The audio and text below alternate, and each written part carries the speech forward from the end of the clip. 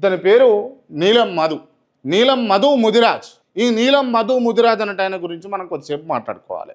ముదిరాజ్ అనే tag line తోటి ఈ బీసీ వాదంతో కొంత మేరకు ముదిరాజులను ప్రభావితం చేయడం విషయంలో సఫలీకృతమైండు. దీనికి కాదనడానికి లేదు. కానీ ఇవాళ పటాన్ చెరువు నియోజకవర్గంలో తీసుకుంటే భూ సమస్యలు ఎక్కువైపోయినాయి, డబ్బులు బాగా అయిపోయినాయి, ఇండస్ట్రియల్ కారిడార్ అయిపోయింది, ఇండస్ట్రియల్ ఏరియా అయిపోయింది.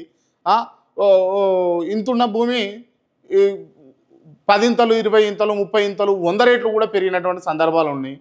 అది సాలదు అన్నట్టుగా వీళ్ళు అమాయకులైనటువంటి పేద ప్రజలను, అమాయకులైనటువంటి నిస్సహాయత ఉన్నటువంటి ప్రజల భూములన్నింటినీ కూడా వీళ్ళు గుంజుకునే ప్రయత్నం, లేకపోతే డబల్ రిజిస్ట్రేషన్ చేసి అమ్మే ప్రయత్నాలు చేస్తారు.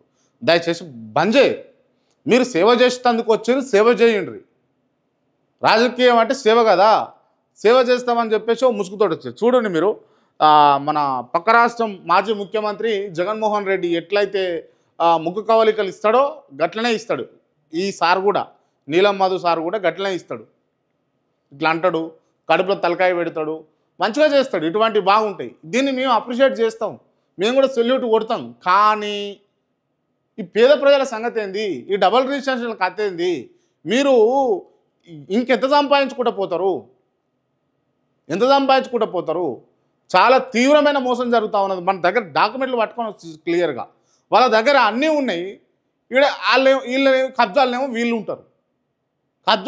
ఉంటారు, 8 మంది ఒకళ్ళు నమ్మి వాళ్ళ కుటుంబ సభ్యులనే మొత్తం 8 మంది, మొత్తం ఆ వ్యక్తితో సహా 8 మంది ఇలా ఆగమైపోయారు. వాళ్ళు అన్న మాకు న్యాయం జరగాలన్నా ఎవరి దగ్గరికి పోయినా మరి మేము చెప్పము అంటున్నారంటే, లేదు బ్రదర్ మీరు రండి నేను చెప్తానని చెప్పేసి ప్రాథమికంగా ఉన్నటువంటి డాక్యుమెంట్స్ మనకి ఇచ్చిపోయారు.